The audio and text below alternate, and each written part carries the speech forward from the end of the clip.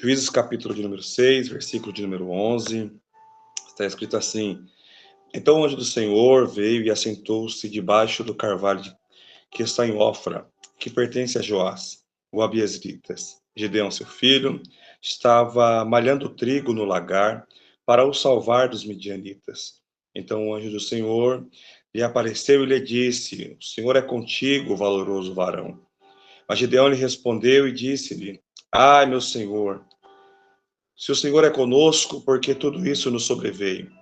E o que é feito de todas as maravilhas que nossos pais nos contaram, dizendo que nos fez o Senhor subir do Egito, porém agora o Senhor nos desamparou e nos deu nas mãos dos midianitas. Então o Senhor olhou para ele e disse: Vai nesta tua força e livrarás Israel das mãos dos midianitas. Porventura não te enviei eu? Amém. Glória a Deus. O texto é um texto muito conhecido, texto muito pregado dentre nosso meio cristão. Tenho certeza que você já ouviu esse texto em uma escola bíblica, já ouviu esse texto em um culto de ensino, em uma pregação, em uma oportunidade. Mas o Senhor falou ao meu coração acerca desse texto, e eu sei que os irmãos conhecem a história desse texto, os irmãos conhecem o contexto desse texto, capítulo de número 5 do livro de Juízes. Os israelitas estão vivendo um período de paz, um período de tranquilidade, depois de Débora ser usada por Deus. E a Bíblia diz que por 40 anos há sossego em Israel. Por 40 anos os israelitas vão viver um tempo de paz, de sossego. Mas o capítulo de número 6, ele inicia-se com uma frase perturbadora ao coração. Porque ele inicia-se dizendo que os filhos de Israel, ou os israelitas, eles fizeram o que era mal, o que parecia ser mal aos olhos do Senhor, irritando assim o Senhor nosso Deus. De fato, o que eles cometeram contra o Senhor, a desobediência e a forma de viver em que eles estavam vivendo, foi algo que irou o nosso Senhor. E o texto bíblico diz que o próprio Senhor vai entregar o seu povo, a sua nação, o sacerdócio santo, a nação eleita, nas mãos de um povo pagão. Esse povo são os midianitas. Eu sei que você conhece o texto, mas só a título de informação, este povo não era um povo tão poderoso quanto parecia, mas porque o Senhor entregou-os nas mãos dos midianitas, diz o texto, que os midianitas se esforçaram, se fortaleceram contra o Senhor. E por 7 anos o Senhor vai entregar o seu povo. Por 7 anos o Senhor vai deixar com que os midianitas saqueassem o seu povo, com que os midianitas, todas as vezes que o povo plantava, todas as vezes que o povo produzia, todas as vezes que o povo fazia algo para que tivesse crescimento, a Bíblia diz que os midianitas vinham e roubavam, saqueavam tudo que o povo de Deus havia produzido. Este saque, isto que está sendo roubado, foi permissão do Senhor por conta da conduta ou da má conduta que o povo de Israel teve diante do Senhor. Após 40 anos de paz, após 40 anos de sossego, o coração dos israelitas se desviaram. Por conta disso, as consequências vieram, porque Deus ele nos perdoa, mas as consequências elas continuam em vigência. E a Bíblia diz que essas consequências assombraram a Israel e aos israelitas. E o texto bíblico diz, irmãos, que o Senhor entrega eles nas mãos dos midianitas, a ponto deles terem que fazer covas, fazer cavernas em rochas, para que eles fossem morar. Saíram das suas casas, das suas residências, do seu conforto. Tudo isso por causa de uma atitude, tudo isso por causa de um comportamento que desagradou o Senhor. Estou introduzindo o texto, mas isso me chama a atenção, porque às vezes só bastava o arrependimento, às vezes só bastava com que o povo voltasse o coração ao Senhor, mas o povo estava tão desviado, o povo estava tão distante daquele povo que recebeu paz por 40 anos, que o texto bíblico diz que eles preferiram, que eles escolheram, ao invés de voltar ao Senhor, fazer covas nas partes altas das montanhas, nas rochas, fazer cavernas nas partes altas das montanhas, das rochas, para que eles fossem morar. A primeira coisa que eu aprendo aqui, irmão Glauber, é que este povo está se adaptando. Esse povo está vivendo, adaptado àquilo que está passando na vida deles. Por causa de uma consequência, eles se adaptaram. Por causa de uma consequência, a Bíblia diz que eles vão se moldar para poder continuar vivendo, quando Deus queria que eles se arrependessem, porque Deus foi quem entregou-os nas mãos dos midianitas, e Deus, por muitas vezes, utilizou desta forma didática para trazer o seu povo de volta. Muitas vezes Deus usou profetas para dizer: volta, povo meu, volta, povo de Israel, porque eu te amo, você é o bichinho de Jacó, você é a menina dos meus olhos, então volta. O que Deus estava produzindo através da opressão dos midianitas era simplesmente o desejo de, no coração de Israel e dos israelitas, eles voltarem ao Senhor. Mas a Bíblia diz que, ao invés de eles voltarem ao Senhor por causa da opressão dos midianitas, o texto bíblico diz que eles preferem se adaptar. E há um grande risco quando nós não entendemos o que está acontecendo e a permissão do Senhor. Em vez de voltarmos ao Senhor, nós nos adaptamos para continuar vivendo. Quando o Senhor está dizendo para alguém: eu quero que você volte, o que eu quero é te trazer de volta para o centro da minha vontade, ó Israel. O que eu quero é te abraçar de novo, assim como a galinha junta os seus pintainhos debaixo das suas asas, ó Israel. Mas o texto bíblico diz que eles preferiram se esforçar mais, porque cavar cavernas em rochas não era um serviço fácil. Cavar cavernas em rochas, e rocha não é casa, rocha é lugar momentâneo, mas eles preferiram se adaptar. Aqui vai um recado para a nossa geração, de quem me ouve nessa noite. A Bíblia está mostrando que, ao invés de se adaptar, o Senhor queria que eles voltassem para eles.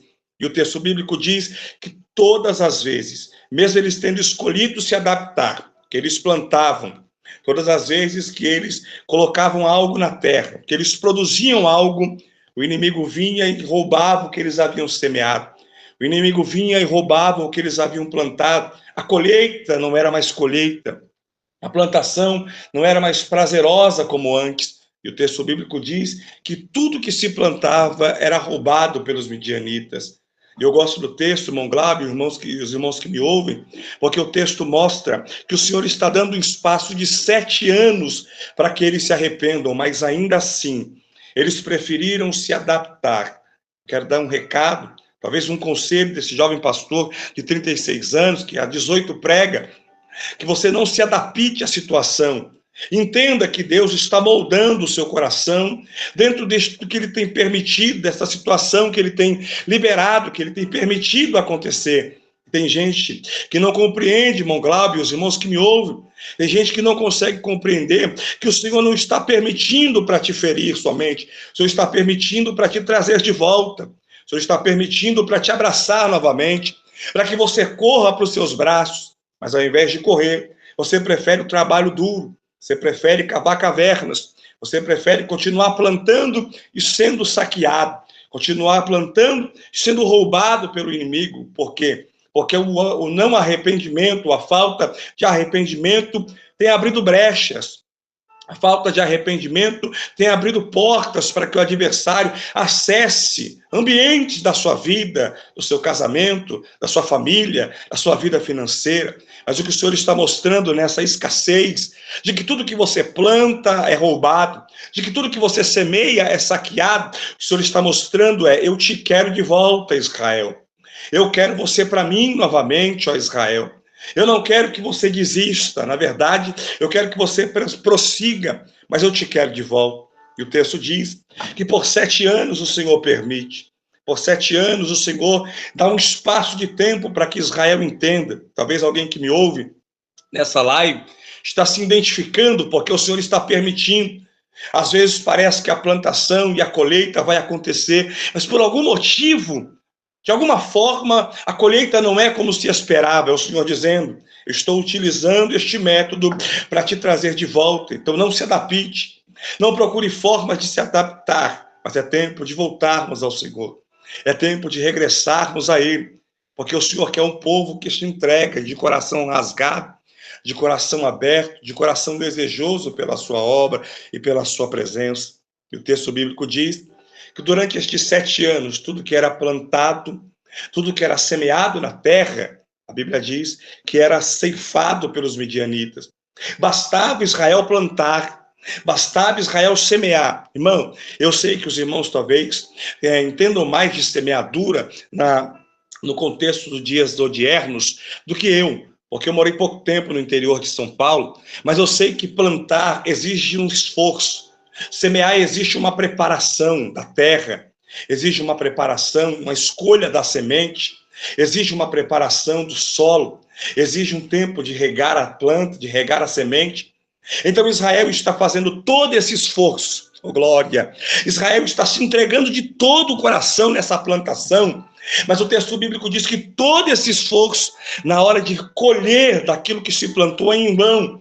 Porque Deus está mostrando para Israel, não é o que você planta, não é o que você faz fisicamente, não é o seu esforço do braço, mas é o teu coração que eu quero de volta, é o teu ministério que eu te entreguei, e por conta de tudo que aconteceu, você não entende que eu estou trabalhando para te trazer de volta para mim.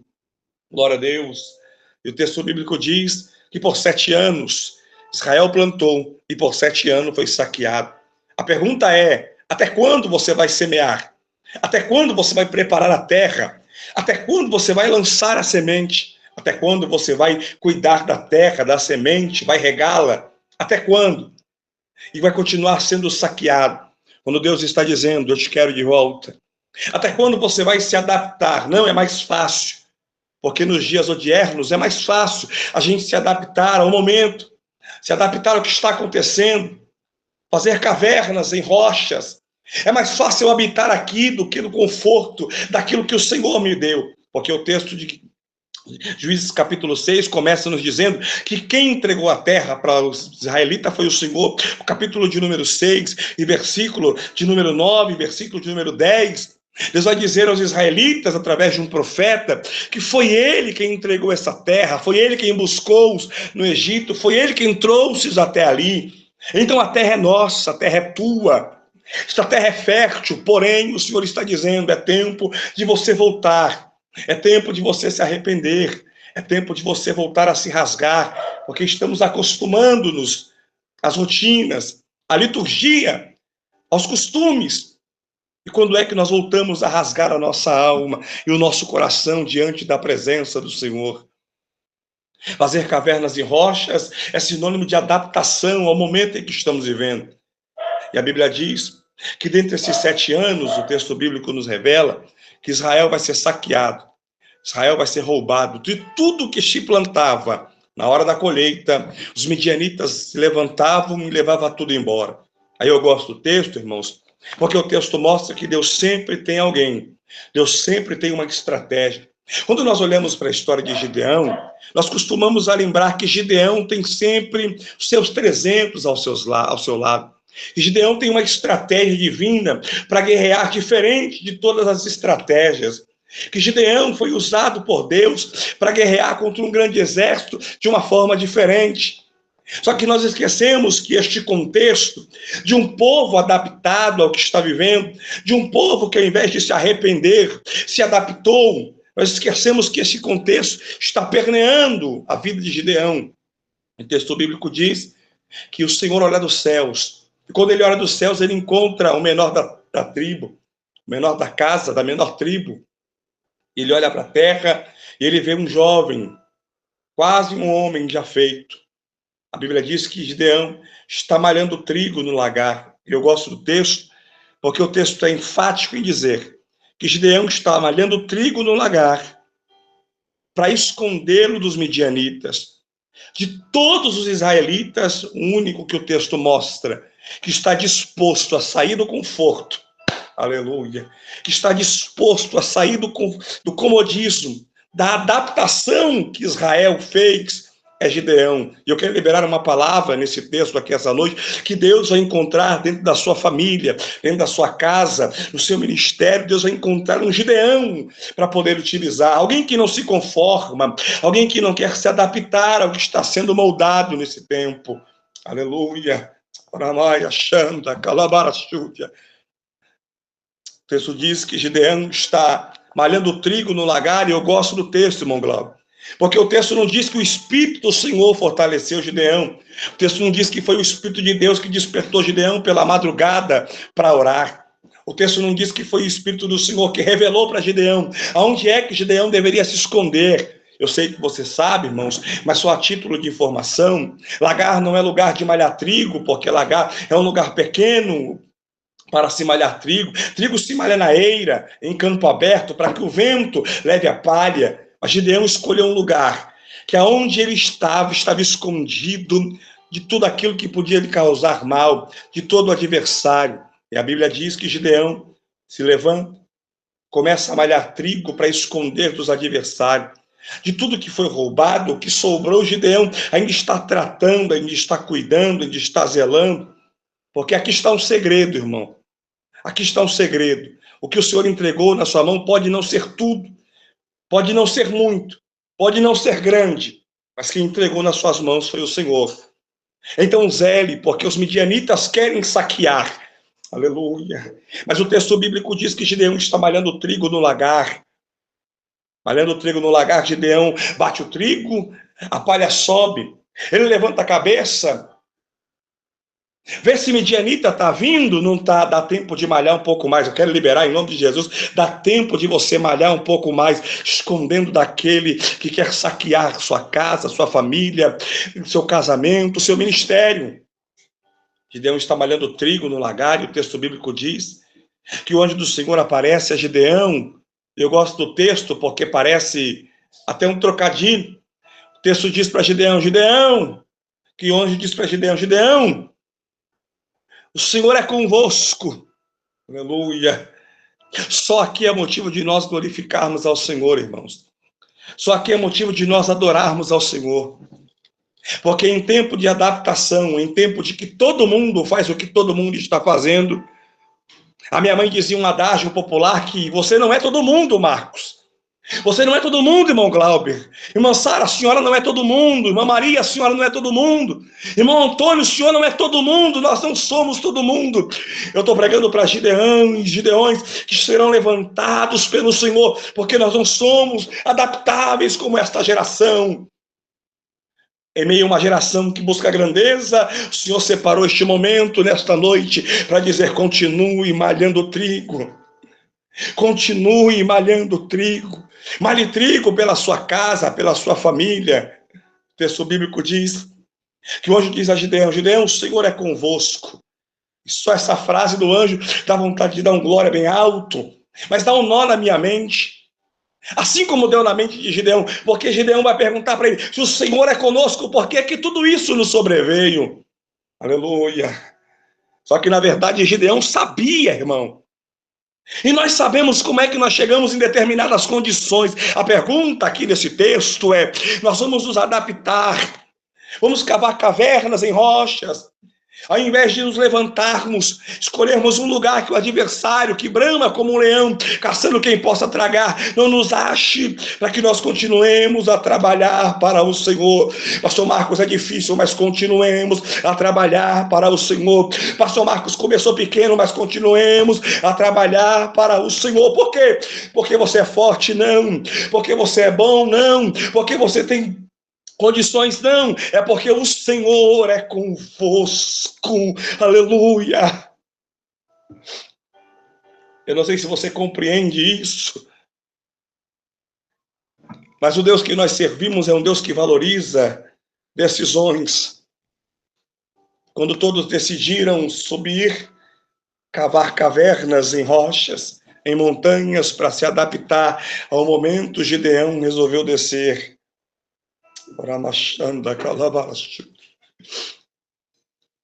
Gideão resolveu buscar, Gideão resolveu trabalhar. Eu vou repetir porque o Espírito de Deus me impulsiona. Continue trabalhando. Sabe o que eu acho lindo, irmão Glauber? Gideão não pediu para Deus falar com ele, mas Deus veio confirmar algo. Gideão, eu não precisei falar contigo, mas teu coração está alinhado à minha vontade. O Senhor é convosco. O Senhor é contigo, irmão. O Senhor é contigo, irmã. Pastor, mas estou fazendo só. Mas o Senhor é contigo. Pastor, mas ninguém entende. Ninguém precisa entender. Se você entender, já basta. Aleluia. Se você entender, já serve. Gideão pergunta se o Senhor é conosco porque tudo isso nos sobreveio. Ele sabe por quê, irmão. Nós sabemos por que chegamos até aqui. Só que eu gosto do texto porque o texto nos mostra que mesmo em tempo de crise, mesmo em tempos de escassez, quem se levanta, quem toma a decisão de continuar, é auxiliado pelo Senhor, é fortalecido pelo Senhor, é direcionado pelo Senhor. Eu quero liberar em tom profético esta palavra, irmão. Você será auxiliado pelo Senhor. Só não desista, só não retroceda, só não pare.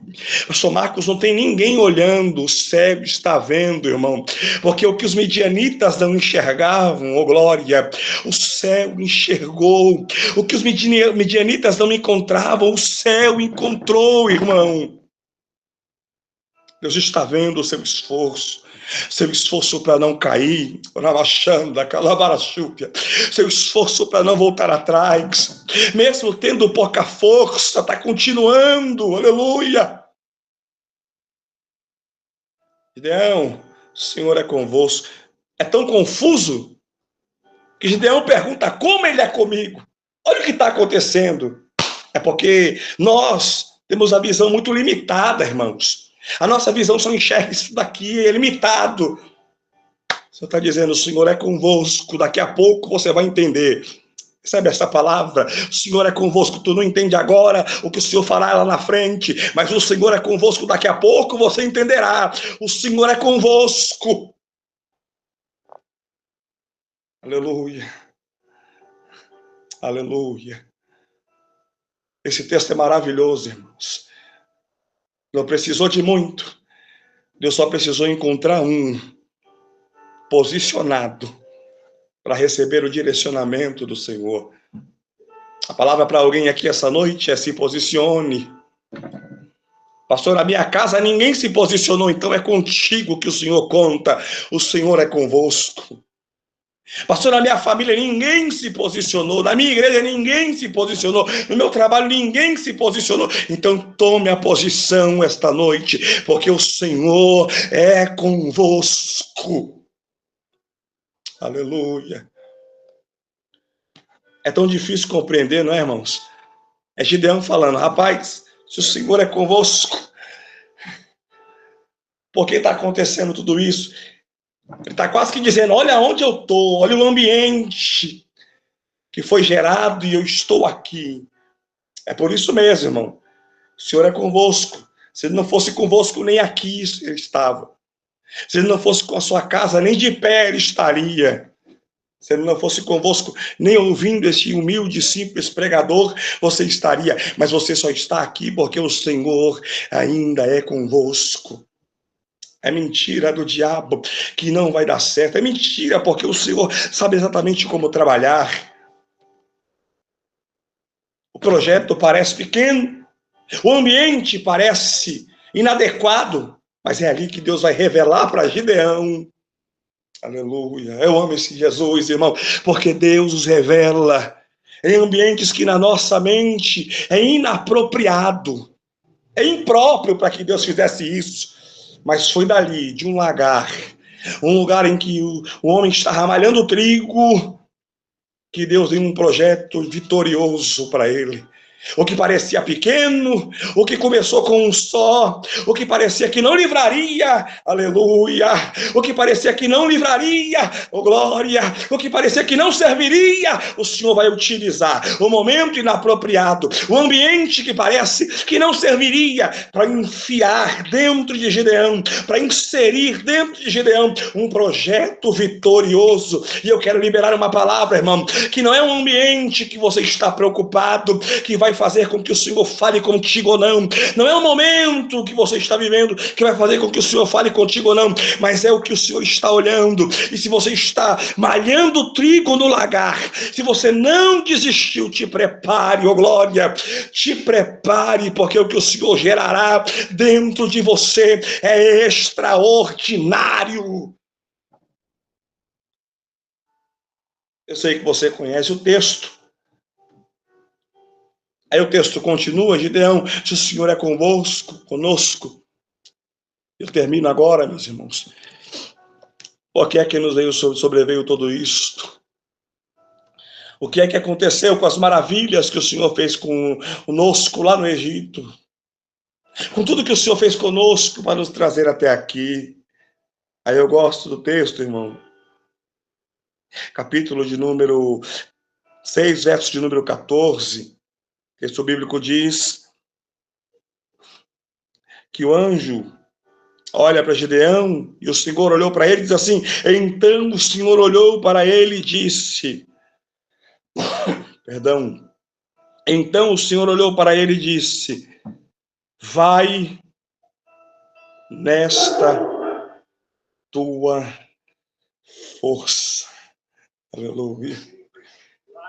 Vai nesta tua força. Pastor Marcos, mas é pouca. Vai nesta tua força. Pastor Marcos, é quase nada. Vai nesta tua força. Quero profetizar em nome de Jesus, irmão, que é nessa força que você chegou. E tem gente que chegou se arrastando nessa vigília online, mas o Senhor está dizendo, vai nesta tua força, porque é nessa força que você vai vencer, é nessa força que você vai ganhar, é nessa força que o céu te dará vitória, é nessa força que o céu livrará em o nome de Jesus. Vai nesta tua força. Vai nesta tua força. Vai nesta tua força. E o texto continua. Vai nesta tua força e livrarás a Israel das mãos dos midianitas. Ah, se você não tivesse ido malhar trigo no lagar, hein, irmão Glauber? Aleluia.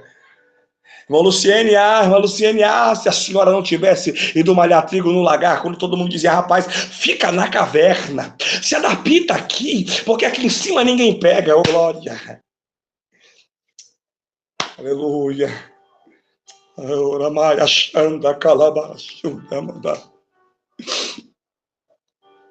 Vai nesta força.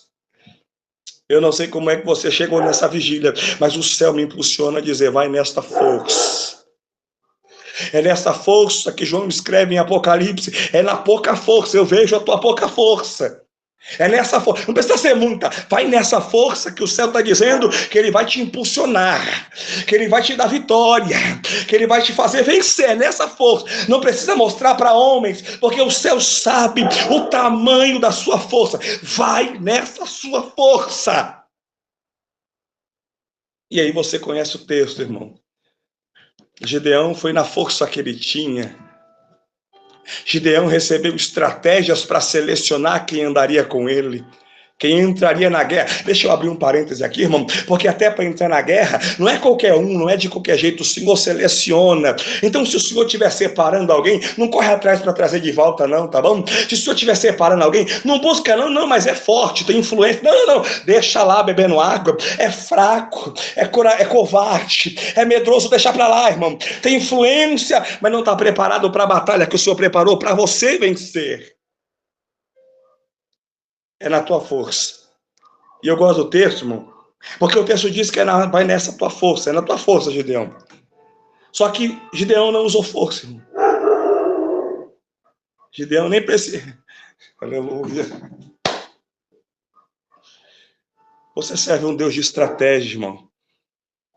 Eu vou liberar no nome de Jesus. Deus te dará estratégia. Nessa tua força, Deus te dará estratégia. Deus colocará gente corajosa. O projeto, quem olha para o projeto que Deus deu para Gideão, fala, Gideão, tu é maluco. Tinha 32 mil, agora tem 300. Tu é maluco, irmão? Olha o tamanho desse exército. Aleluia. Mas está indo debaixo da palavra. Ele está indo debaixo de uma direção. Ele não está perdido ao vento. Aleluia. Ele não está sem GPS. O GPS dele é o céu, irmão. A direção que ele deu foi o céu. Aleluia. Eu termino agora. Gideão vai com 300 Gideão vence a batalha. Eu queria que você entendesse que não é ser muito bom, que não é ser muito forte, que não é ter muito conhecimento, mas é nessa tua força que o Senhor te dará a vitória. Você não é todo mundo, lembre-se disso. Enquanto todos se escondiam, se apresente. Diga, Senhor, eis-me aqui. Tenho força não, mestre. Não falo muito bem, não. Não canto muito bem, não. Talvez eu não toque muito bem, mas eu tô aqui. Aleluia. Essa é minha força. Conta comigo. E o céu te dará vitória em nome de Jesus. Fique com essa palavra. Que Deus te abençoe.